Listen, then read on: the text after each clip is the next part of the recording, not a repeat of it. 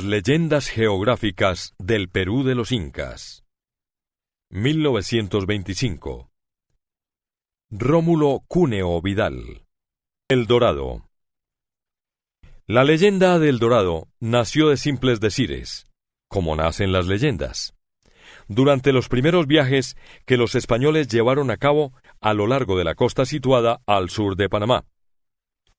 Las naves de Andagoya en 1522 y las de Pizarro en 1524, después de tocar en Puerto Piñas, en el grupo de las Islas de las Perlas, y sucesivamente en la bahía de San Miguel, deslizábanse rumbo al sur, al reclamo persistente del oro, manteniéndose a la vista de una poderosa cordillera aurífera, la de Chocó. Los cosmógrafos de la colonia aplicaban desde aquellos días a aquella sección del continente americano el nombre de Castilla del Oro. Oro es choque en la lengua aymara y cori en la quechua.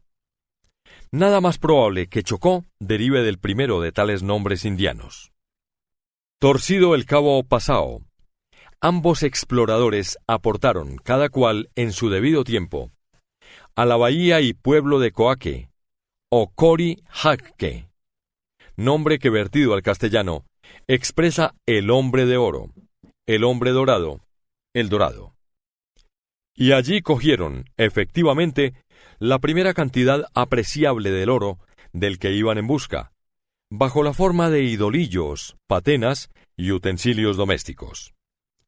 Inquiriendo acerca de la procedencia del codiciado metal, supieron que, hacia oriente, multitud de ríos menores, afluentes de un río mayor, el Marañón, acarreaban el tributo de sus arenas, saturadas de oro, hacia una comarca asombrosamente rica, cuyo régulo acostumbraba a revolcarse materialmente en oro, por determinadas fechas del año incaico, hasta relucir su cuerpo como un ascua.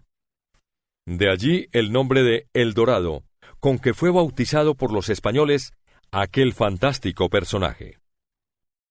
La leyenda del Dorado, contemplada en sus elementos constitutivos, es la siguiente. Al pie de la cordillera de los Andes, en cuyos ventisqueros tienen su naciente los ríos de mayor caudal del sistema amazónico, recatado entre ásperas selvas y rodeado de misterio, existió un reino, sobre el que Natura tuvo a bien derramar con pasmosa liberalidad sus dones, por lo que respecta al más preciado de los metales, el oro. Las calles de sus ciudades estuvieron empedradas de oro fueron sus edificios, y de oro los utensilios más usuales empleados por sus afortunados moradores. Su soberano tuvo por costumbre bañarse por determinadas fechas del año incaico en polvos de oro. Dábase a aquel reino maravilloso el nombre de Paitití, y aún el de Omagua, y a su ciudad principal el de Manoa. Han escrito acerca del Dorado, de sus régulos, de su laguna y de su oro, el jesuita Bernabé Cobo, el obispo Lucas Fernández de Piedrahíta, en su Historia General del Reino de la Nueva Granada, el bachiller Francisco Vázquez en su Vida de Pedro de Ursúa, Ciro Bayo en sus Caballeros del Dorado, el marqués de Fuensanta del Valle en su Relación de la Jornada de Pedro de Ursúa a Omagua y El Dorado, Adolfo Bandelier en su Gildet Man, Ricardo Palma en sus Tradiciones Peruanas, Genaro Herrera en sus Tradiciones de Loreto. Para ese conjunto de escritores, la leyenda del Dorado no pasó de ser una simple conseja, parto de la mente española, trastornada por la fiebre del oro, sin la menor base de realidad posible. Nosotros opinamos de distinta manera. Para nosotros, a orillas de los grandes ríos de la vertiente oriental de la cordillera de los Andes, que llevan el tributo de sus aguas al poderoso Amazonas, se ha verificado durante siglos una concadenación de sucesos, relacionados con la economía del imperio de los incas, sin la cual no habría podido formarse la leyenda del Dorado. En otras palabras, el personaje dorado ha existido, y su baño periódico en polvos de oro ha sido cosa de realidad. Indúcenos a pensar de esta suerte la voz Manu que hallamos vigente en los siguientes nombres de la región, contemplada por la leyenda del Dorado: Manu, Mano, Manaos, Tahuamanu, Tahuantinmanu, Cuntamanu, Manuuripe, etc. Manu es voz de la lengua quechua que expresa deuda, tributo o cantidad de especies que una determinada comunidad estuvo obligada a pagar, dentro de determinados plazos, a los factores del Inca. Es de creer que a orillas de los ríos de la hoya amazónica, en cuyo nombre repercute la voz Manu, acostumbraron a citarse, por una parte, los factores del Inca, y por otra, las comunidades ribereñas sometidas al tributo conocido con el nombre de Manu, el cual, tratándose de una región eminentemente aurífera, como la amazónica, ha debido consistir en determinada cantidad de polvo de oro. En dichos parajes se practicó verosímilmente la operación de exigir y satisfacer el Manu aurífero. En Manu, nombre de río, se alude verosímilmente a que en cierto trecho de sus orillas determinadas comunidades pagaron el tributo aurífero. En Tahuamanu, literalmente 4 manus. A que en sus orillas pagaron el Manu aurífero 4 comunidades. En los nombres Manuripe y Cuntamanu, el afijo Cunta y el sufijo ripe modifican la idea de Manu. Juntadas las arenas auríferas del Manu en los parajes que decimos, puede que sobre mantas primorosamente tejidas, llamadas cumbis, imponíase la necesidad de mezclar, para borrar las trazas de lo tuyo y de lo mío, las entregas de las diferentes comunidades que en ello intervinieron, hecho lo cual, el entero pasaba a ser propiedad imperial. Parece ser que aquello se efectuó mediante el revuelco, el cual fue una forma de toma de posesión, genuinamente peruana, no del todo olvidada en las repúblicas del Perú y Bolivia de nuestros días. Hecho lo cual, se lee en multitud de testimonios de compraventa de la época colonial, y aún de la republicana. El comprador arrancó hierbas, tiró piedras, y se revolcó en señal de toma de posesión de lo comprado. Se ve por ello que así en los tiempos incaicos como en los coloniales, la formalidad del revuelco perfeccionó el traspaso de una propiedad de una a otra mano. Antójasenos que esto es lo que ocurriría a orillas de los ríos del sistema amazónico relacionados con la percepción del oro destinado al Inca, y en Manoa, lugar donde los diferentes manus pagados por las comunidades tributarias, fue reunido. Reunido el oro de los manus sobre mantas de cumbi, el factor del monarca se revolcaría sobre él, en forma de toma de posesión, por cuenta de su amo imperial, en medio de las muestras de aprobación de quienes presenciaron aquel curioso espectáculo, con lo cual el cuerpo de aquel, cubierto de partículas de oro, reluciría como un ascua bajo la acción de los rayos del sol. Queda explicada en esta forma, según nosotros, con el auxilio de la filología, la no dilucidada hasta hoy leyenda del Dorado. Las Amazonas. La leyenda de las Amazonas nació, según nuestro entender, al aportar los españoles a aquel trecho del territorio peruano que denominaron dominio de las Capullanas, el cual comprendió las que en nuestros días llamamos provincias de Piura, Sechura, Lambayeque y Trujillo. La Capullana, o con más propiedad, la Apuillana, voz en que Apu tiene el valor de juez, e Illana el de hija del trueno. Fue la mujer juez, la mandona, la cacica de un territorio cuyo gobierno conservaba, por la época de la venida de los españoles, las modalidades de los antiguos matriarcados, propios de las sociedades en formación, en los que mandó la madre y por extensión la mujer, a diferencia de los patriarcados de épocas posteriores, en que mandó el padre y por extensión el hombre. La voz capullana, modificada según lugares como capullina, caplina, illana, tallana, illapoma, yapoma y tallita, tuvo el valor específico de hija del trueno. Fue ardid de las capullanas madres el llamar hija del trueno a la hija designada para sucederles en el gobierno de la comunidad, en el sentido de haber sido engendrada por el trueno, o buenamente por haber sido parida durante un día de recio tronar. El dios trueno ungía en aquella forma a la futura gobernadora, y la convertía en superior a los hombres que habían de ser gobernados por ella. En algunas provincias de los yungas, escribe las casas en su obra Antiguas Gentes del Perú, que se llaman de las capullanas.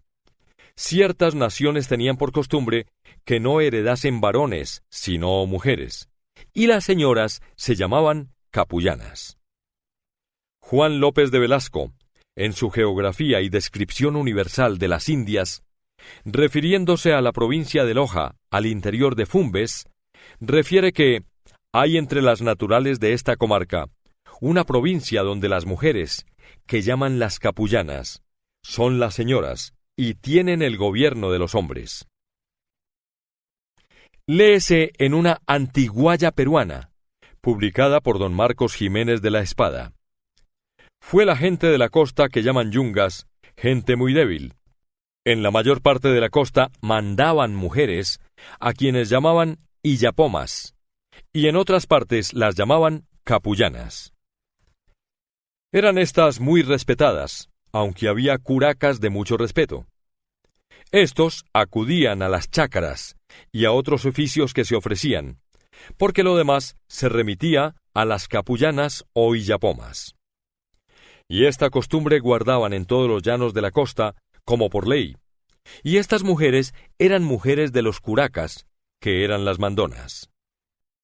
La vista de aquella sociedad, en la que la mujer disfrutaba de las prerrogativas que de ordinario corresponden al hombre, no pudo sino traer a la memoria de los españoles a las amazonas de la mitología griega, noción que Francisco de Orellana había de elevar a potencia de folclor, al hallar vigente en la cuenca amazónica la institución de las mujeres mandonas, y al lado de éstas a los garañones o marañones, zánganos que fueron de la colmena de la que fue reina la mujer. Según don Genaro Herrera, en sus leyendas y tradiciones de Loreto, las amazonas que conoció Francisco de Orellana, el descubridor del río de ese nombre, fueron conocidas en la región amazónica con el nombre de Icamiabas, nombre en que la raíz iqui, de la lengua aymara, equivalente de dormir, parece denotar a la mujer que tuvo la facultad de dormir con el marido que le vino en gana, sin estar sujeta al imperio de un consorte determinado. El marido de la Icamiaba de los tiempos de Francisco de Orellana fue conocido con el nombre de Aguaruna o Aguaruna. Agua, estelar en la lengua quechua, y runa es hombre.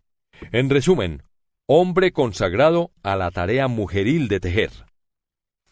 El templo que las Icamiabas tuvieron para practicar, al cabo de cada año, escribe don Genaro Herrera, ya citado, sus expiaciones y demás prácticas religiosas, fue el hermoso lago de Yasiguara, o espejo de la luna. Aquel fue el tiempo prescrito para recibir en forma marital a los hombres de las comunidades vecinas. Fue aquel una suerte de noviazgo de las Sabinas. Vencido el plazo de aquella fiesta de la concupiscencia, que debió ser más pasionalmente intensa que las bacanales griegas y priapellas romanas, los hombres eran obligados, so pena de muerte, a regresar a sus lares. Después agregaremos nosotros, de llenar aquellas funciones ardorosamente amatorias, que les valieron el nombre de garañones, o si se quiere, de marañones, nombre que, en boca de los españoles que se enteraron de aquellas antiguas costumbres, acabó por transmitirse al río, a cuyas orillas tuvieron su morada y su reino las icamiabas famosas. Cabe pensar desde luego que las icamiabas o amazonas, que Francisco de Orellana y Lope de Aguirre elevaron a potencia de folclor, fueron una sola y única cosa con las capullanas o illapomas que Andagoya y Pizarro trataron en tierras yungas, a este lado de la cordillera de los Andes. Jauja. El nombre Jauja ha conocido las siguientes alternativas idiomáticas: Xaxai, Sausa, Sexegue, Jauja. Al pasar de Indias y de España a Francia e Italia, Jauja, pronunciado a la italiana, se convirtió en Cauca, y a la francesa en Cocá, de donde provinieron las locuciones de Pais de Cocañe y Paese di Cucaña. A tiempo que tomaba consistencia en ambos países la leyenda de un Jauja, cuyos ríos fueron de leche, de miel y de vino, y de las ramas de cuyos árboles colgaban en forma de floración pantagruélica lechones asados. Con ello la mente europea, harta de las austeridades exageradas de la Edad Media, pareció querer hacer revivir en nuestro continente virgen la nunca olvidada Edad de Oro de los tiempos mitológicos.